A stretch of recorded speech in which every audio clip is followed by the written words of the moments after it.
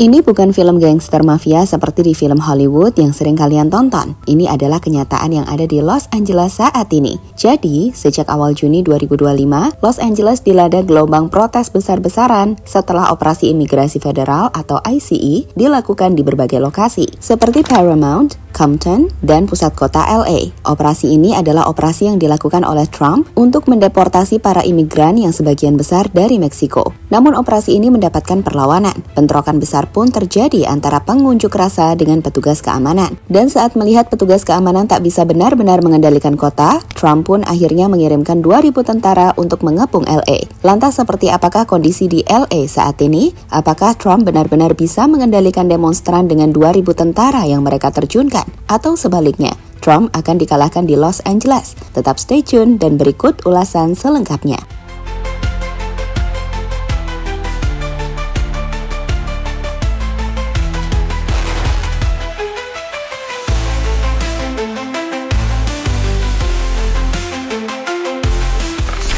Dalam waktu kurang dari 72 jam, Los Angeles berubah dari kota sibuk menjadi medan ketegangan. Sejak tanggal 6 Juni 2025, ribuan warga turun ke jalan memprotes oposisi besar-besaran yang dilakukan Lembaga Imigrasi Amerika Serikat atau ICE. Lembaga ini menjalankan perintah Trump untuk menangkap para imigran dokumen, untuk selanjutnya mendeportasi mereka ke negara seperti Meksiko. Melihat puluhan hingga ratusan orang ditangkap, suasana panas. Penuh kemarahan dan kepanikan pun terjadi di LA, di mana hal itu memuncak di pusat kota LA, Compton, hingga Paramount. Demonstrasi besar pun terjadi. Awalnya protes digelar damai, poster-poster Stop ICE Terror, teriakan solidaritas mewarnai jalanan. Namun situasi cepat berubah saat aparat mencoba membubarkan massa dengan keras. Polisi menilai demonstrasi yang dilakukan adalah unlawful assembly atau kerumunan ilegal. Mereka pun menembakkan gas air mata dan peluru karet yang kemudian direspon massa dengan membakar tong sampah, melempar batu, bahkan botol berisi bensin. Compton dan Paramount menjadi titik api utama. Kerusuhan malam hari dan kepanikan warga membesar, sementara di beberapa titik mobil polisi terbakar dan toko-toko ditutup paksa.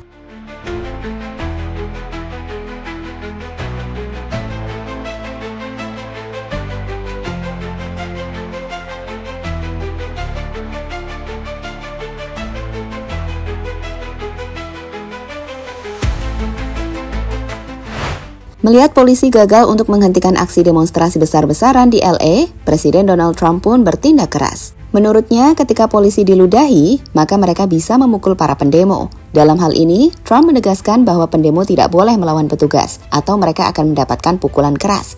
That happens, I have a little statement, they say, they spit, we hit. And I told them, nobody's going to spit on our police officers, nobody's going to spit on our military. Which they do is a common thing. They get up to them this far away and then they start spitting in their face. That happens, they get hit very hard.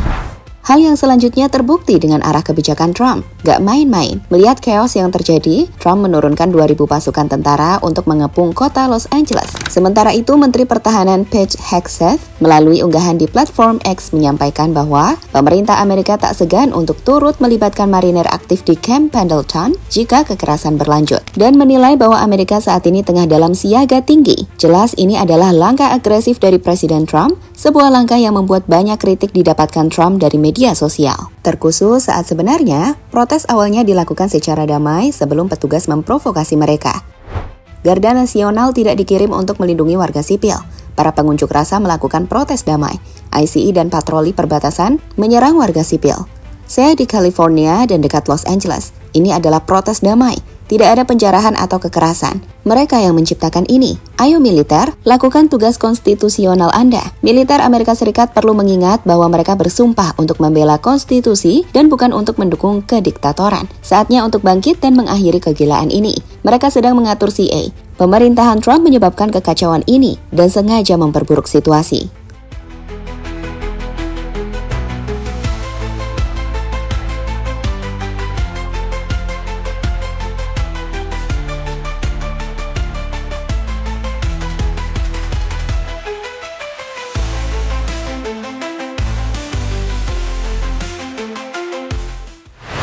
Kritik ke Trump. We have a president who is moving this country rapidly into authoritarianism. He is suing media who criticizes him. He is going after law firms who have clients who were against him. He's going after universities that teach courses that he doesn't like. He's threatening to impeach judges who rule against him, and he's usurping the powers of the United States Congress. This guy wants all of the power. He does not believe in the Constitution. He does not believe in the rule of law. My understanding is that the governor of California, the mayor of the city of Los Angeles, did not request the National Guard, but he thinks he has a right to do anything he wants. Otoriter dan ingin melakukan apapun yang dia inginkan tanpa melalui kebijakan yang runtut. Itulah kritik yang saat ini diarahkan pada Donald Trump. Gubernur California, Gavin Newsom, secara resmi mengecam keras keputusan Presiden Trump yang menerjunkan pasukan National Guard ke Los Angeles. Ia menyebut tindakan tersebut sebagai pelanggaran serius terhadap kedaulatan negara, memicu ketegangan sambil menarik sumber daya dari tempat yang sebenarnya membutuhkannya. Kami tidak punya masalah sampai Trump terlibat. Ini adalah pelanggaran serius terhadap kedaulatan negara, memicu ketegangan sambil menarik sumber daya dari tempat yang sebenarnya membutuhkannya. Batalkan perintah itu, kembalikan kendali ke California, tulis Newsom di X. Gubernur California Gavin Newsom menegaskan bahwa pengarahan tentara nasional tidak diperlukan karena situasi protes relatif terkendali sebelum keterlibatan militer federal. Ia juga menilai jika Trump melanggar kedaulatan negara bagian. Menurut hukum, gubernur adalah panglima gedung negara bagian, State Commander-in-Chief, sehingga pengaktifan pasukan tanpa izin dianggap tidak sah. Dan pada akhirnya, Gavin Newsom menilai bahwa pengerahan tentara justru berkontribusi pada eskalasi kekerasan. Militerisasi hanya menyemai ketegangan, dan alih-alih menjaga keamanan, justru memperuncing konflik.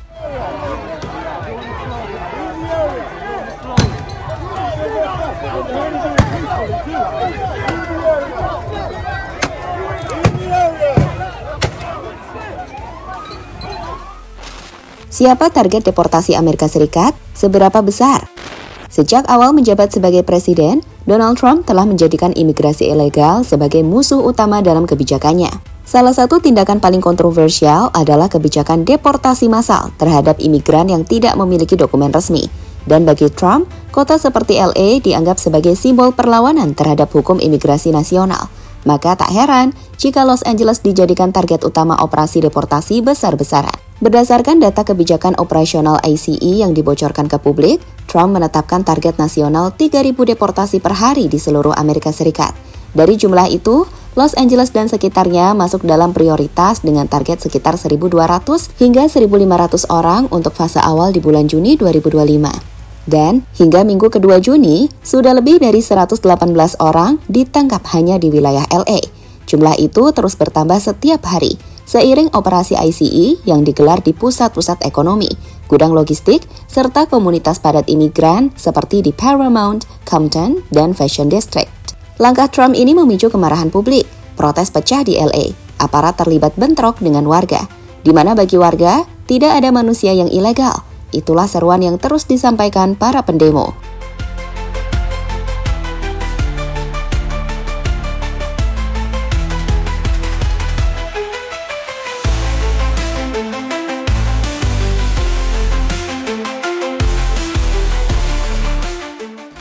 Apa yang terjadi di Los Angeles bukan sekedar tentang imigrasi.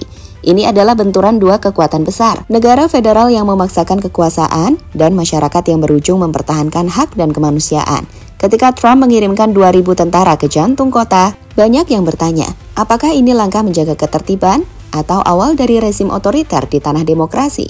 Gavin Newsom menyebut tindakan ini pelanggaran serius terhadap kedaulatan negara bagian. Aktivis HAM menyebutnya sebagai penindasan terhadap warga sipil. Dan warga sipil sendiri hanya ingin satu hal, diperlakukan sebagai manusia. Tidak ada manusia yang ilegal. Tapi dengan tentara di jalanan dan gas air mata di udara, Amerika tampak lupa bahwa kekuatan sejati bukan datang dari senjata, tapi dari keadilan. Los Angeles sedang terbakar. Tapi ini bukan soal api, ini soal perlawanan. Dan pernyataannya kini adalah, siapa yang benar-benar sedang melanggar hukum?